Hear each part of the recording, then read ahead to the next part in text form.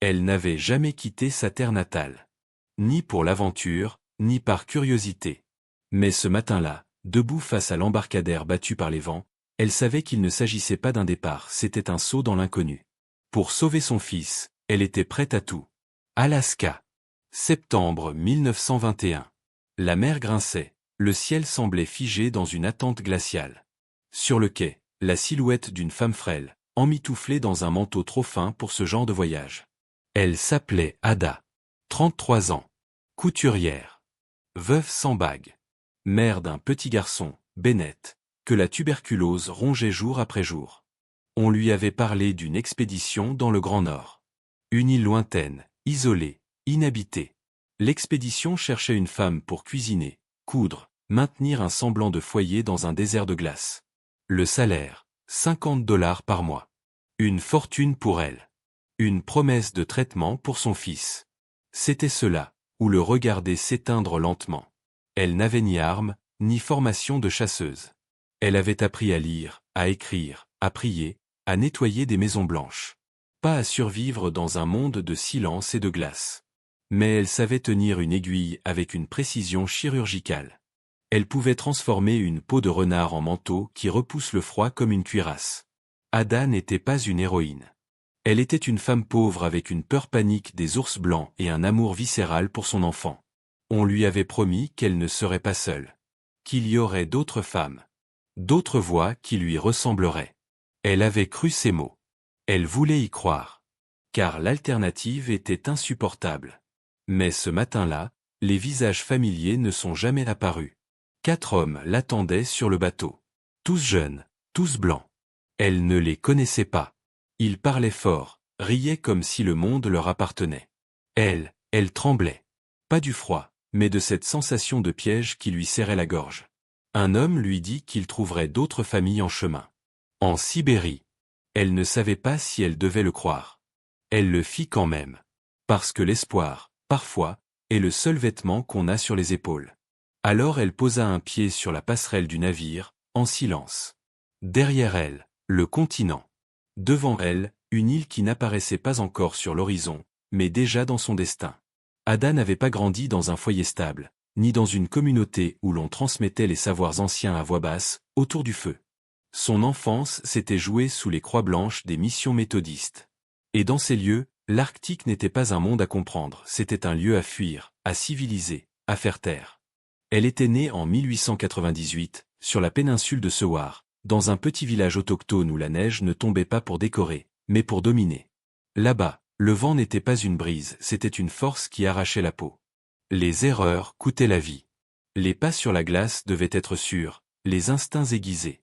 Mais Ada avait été coupée de cet héritage. Après la mort de son père, sa mère, accablée par les hivers trop longs et les jours sans lumière, l'avait envoyée, elle et sa sœur, dans une école religieuse à Nome. Là, les filles indigènes devenaient des servantes bien élevées. On leur apprenait à lire la Bible, à réciter des psaumes, à frotter les sols et à obéir. On leur apprenait l'anglais, le silence, et la honte de leurs origines.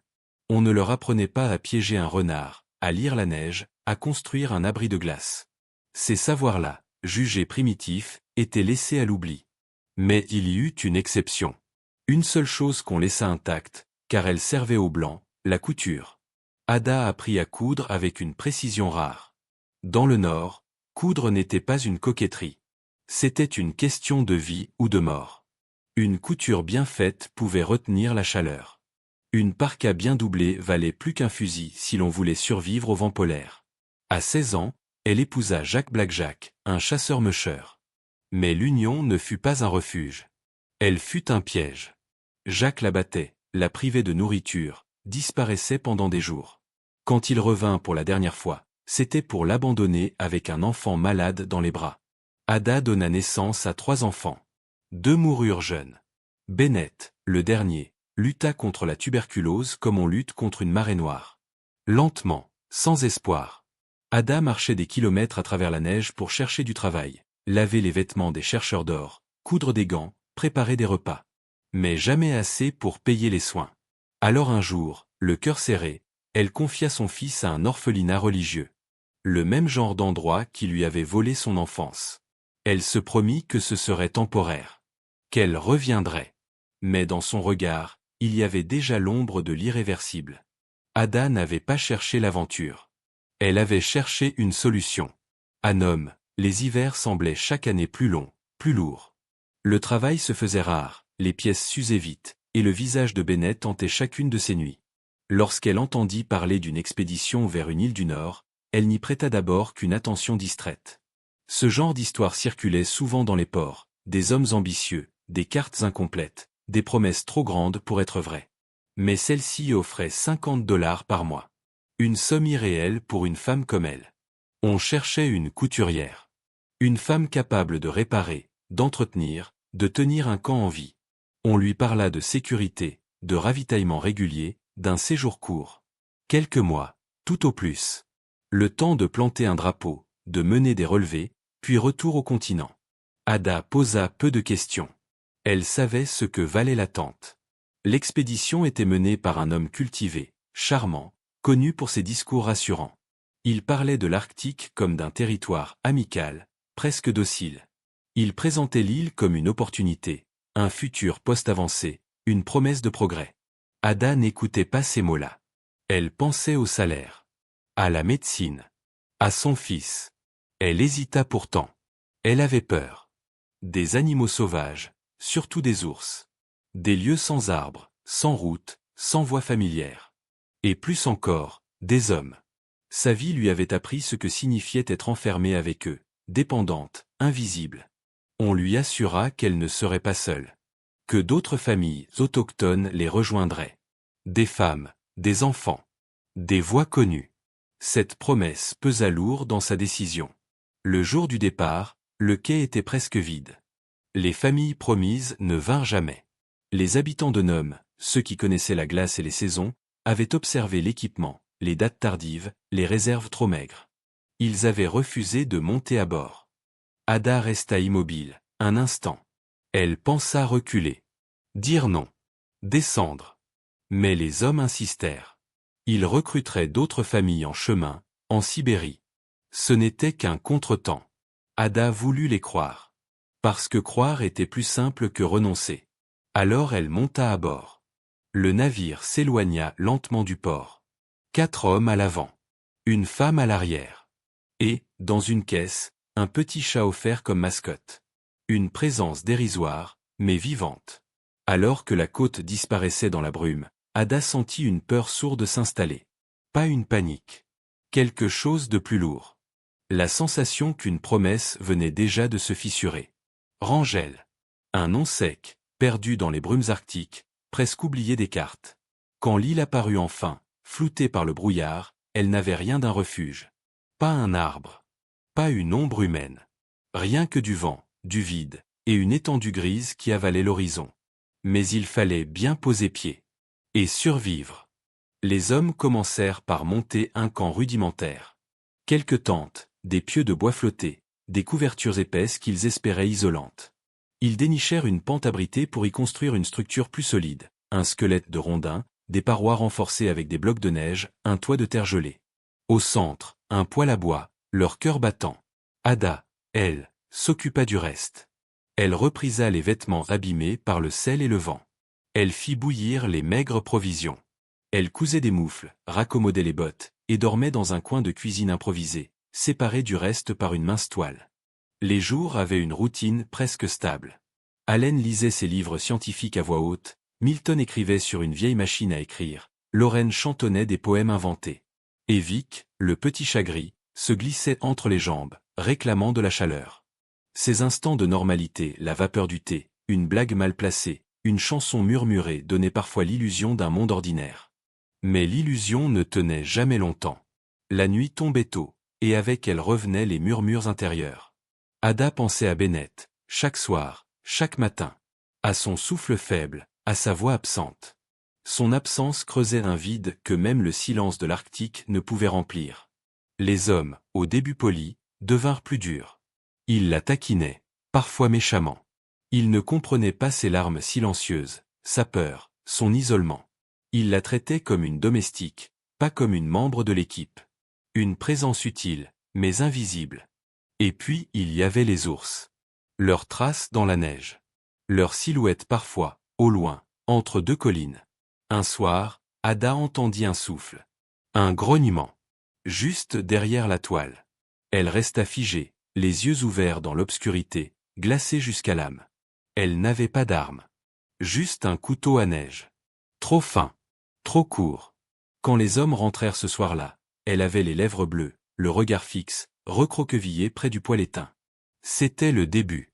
L'île les avait à peine accueillis qu'elle montrait déjà les dents. Mais ce n'était pas encore l'hiver.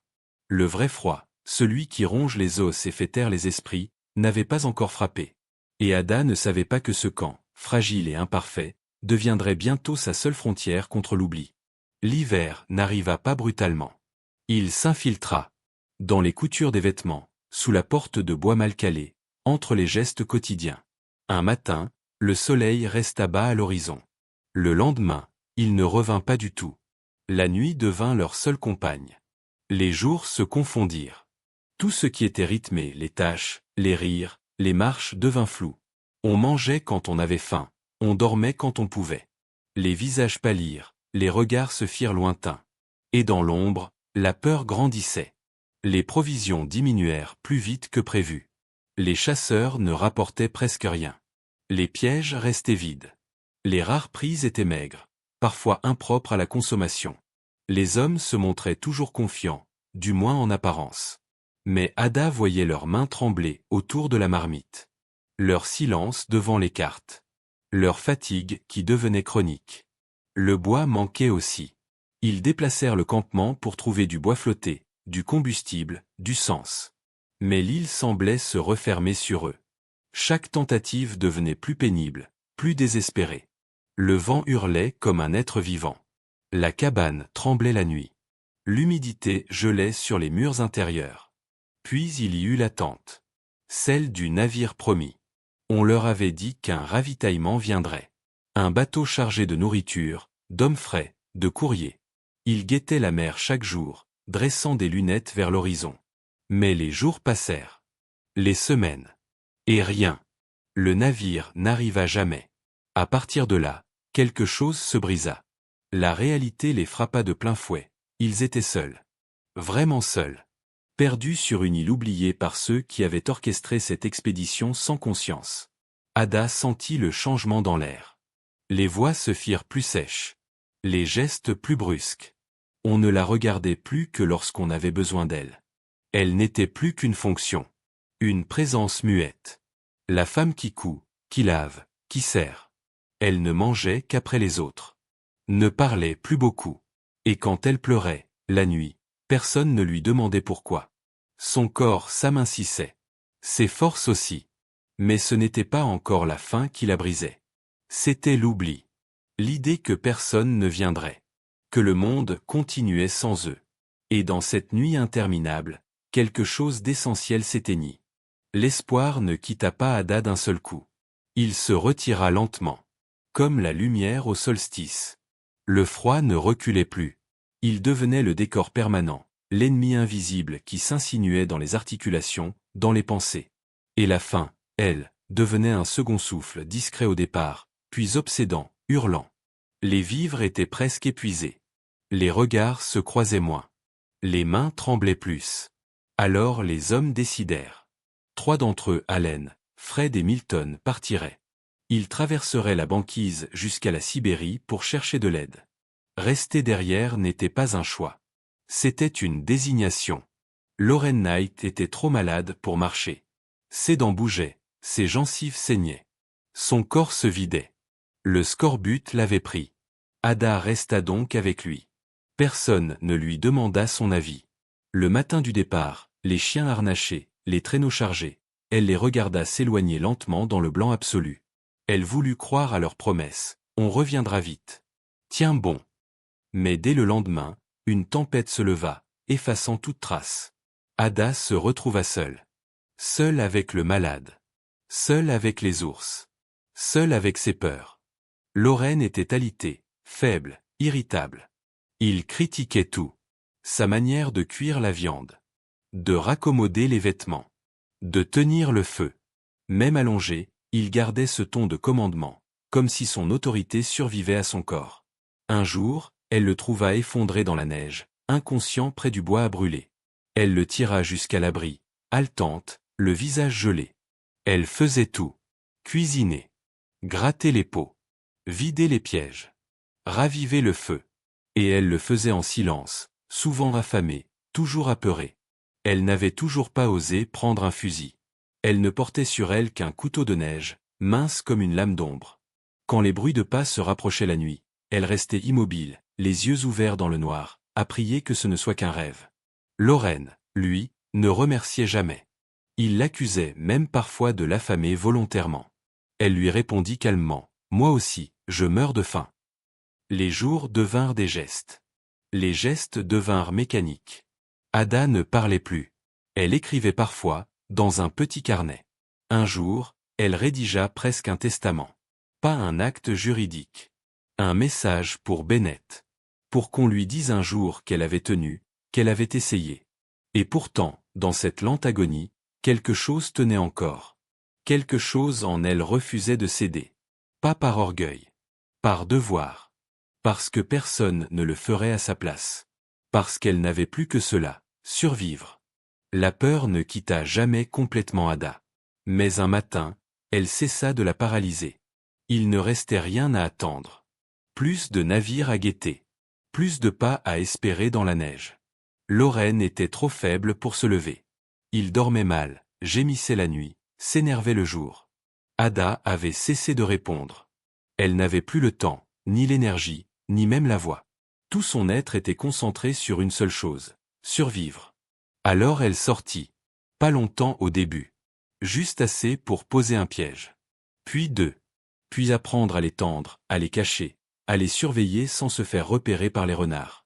Un jour, elle attrapa sa première prise.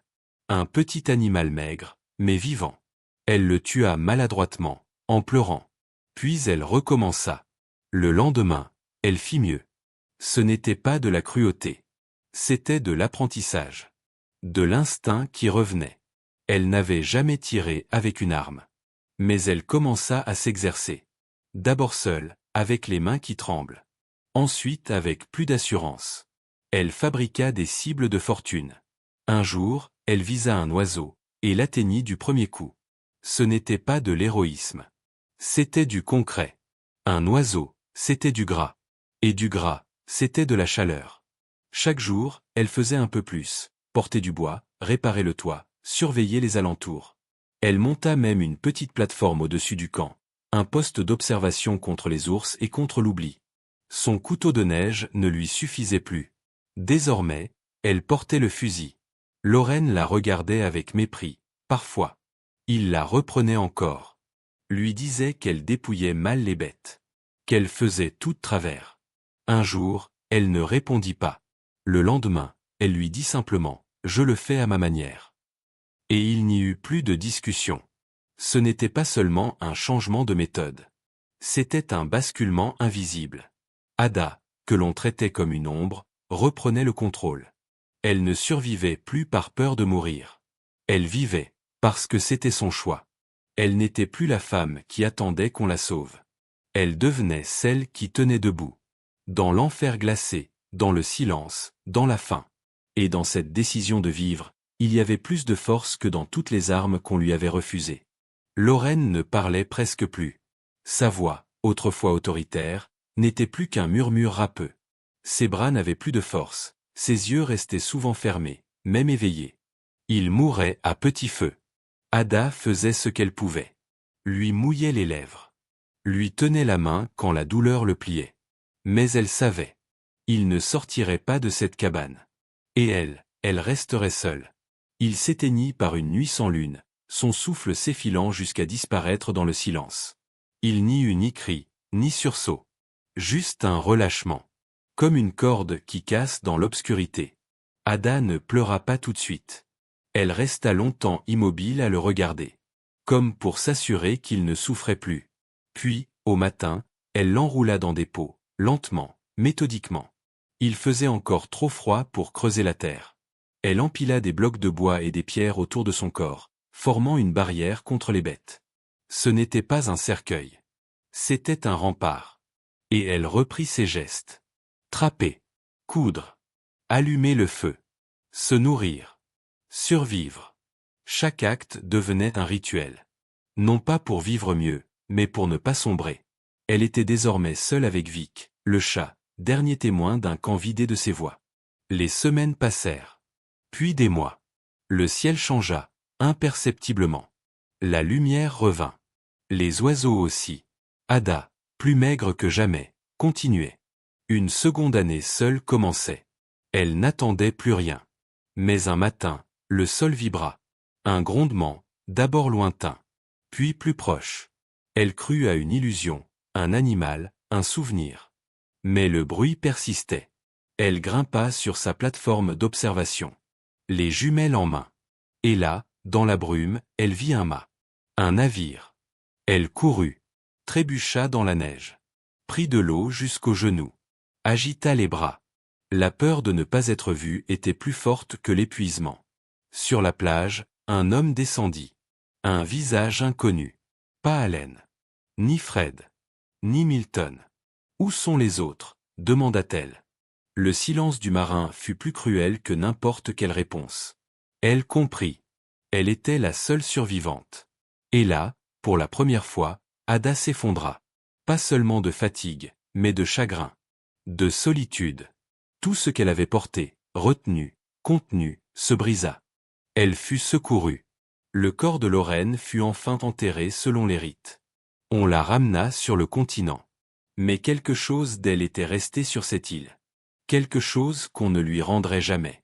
Quand elle descendit du bateau, les habits usés, le visage taillé par le vent et la solitude, Ada ne ressemblait pas à une héroïne. Elle ressemblait à une femme fatiguée. Vivante, mais érodée. Au début, on la célébra. Les journaux parlèrent de la Robinson Crusoe du Nord, de la femme courage, qui avait survécu là où des hommes avaient échoué. On la photographia, on écrivit sur elle, souvent sans même l'écouter. Mais très vite, l'autre versant de la société prit le relais. Des rumeurs circulèrent. Des accusations, sans fondement, surgirent. Elle aurait laissé mourir Lorraine. Elle aurait menti. Elle aurait survécu, trop bien. On voulait un miracle, pas une vérité inconfortable. Et Ada, pauvre, autochtone, sans réseau ni voix, devint une cible facile. Elle ne cria pas. Elle se défendit calmement. Avec les mots qu'elle avait. Avec les faits. Les accusations furent abandonnées. Mais le soupçon resta, diffus, glissant entre les lignes. Elle ne reçut jamais tout l'argent promis. Ceux qui avaient organisé l'expédition profitèrent de l'attention médiatique, publièrent des récits, signèrent des contrats. Ada, elle, retourna à son quotidien. Elle récupéra Bennett. L'étreinte entre la mère et le fils, après 2 ans d'absence, fut discrète, silencieuse. Pas de discours. Juste 2 corps qui s'étaient cherchés trop longtemps. Elle fit soigner son fils. Elle déménagea à Seattle pour poursuivre les traitements. Elle travailla. Elle recousait encore. Toujours. Pour vivre, pour manger, pour tenir. Plus tard, elle eut un autre enfant. Elle se remaria. Elle ne parla presque jamais de l'île. Pas parce qu'elle voulait oublier. Mais parce que cela faisait désormais partie d'elle. Une cicatrice. Une vérité qu'aucune photo ne pouvait vraiment raconter. Bennett grandit. Malade, mais solide. Il mourut adulte, bien plus tard. Ce fut le seul moment où Ada, déjà vieille, s'effondra de nouveau. Elle mourut en 1983. À 85 ans. Loin de l'île. Mais jamais vraiment séparée d'elle.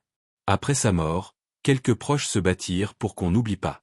L'Alaska lui rendit hommage. Une plaque fut posée sur sa tombe. Simple. Sobre. Sans mythe. Héroïne de l'expédition de l'île Rangel, 1921-1923. Mais ce mot, héroïne, ne disait pas tout. Elle n'était pas une légende. Elle était une mère. Une femme.